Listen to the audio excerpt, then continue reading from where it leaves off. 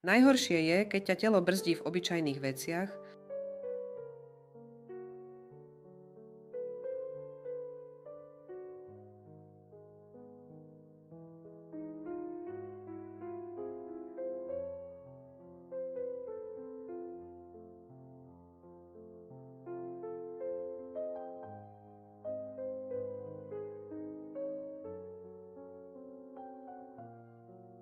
Nie je to len o bolesti, je to o tom, že zrazu rozmýšľaš nad vecami, ktoré boli kedysi automatické.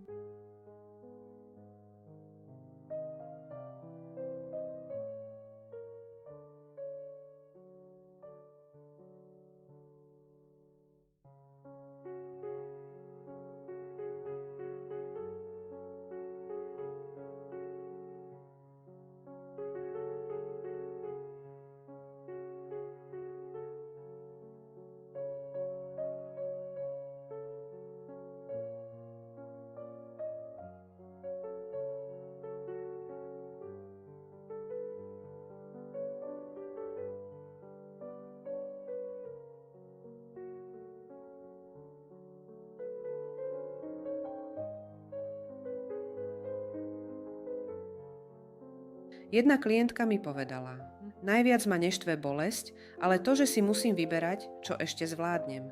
A presne toto je ten moment, kedy problém prestáva byť len nepríjemný a začína ti brať kvalitu života. Ak sa pristihneš, že obchádzaš schody, vyhýbaš sa pohybu, alebo si musíš plánovať deň podľa bolesti, tak tvoje telo ti už niečo jasne hovorí. Napíš mi do komentára obmedzenie a poviem ti, na čo si dať pozor.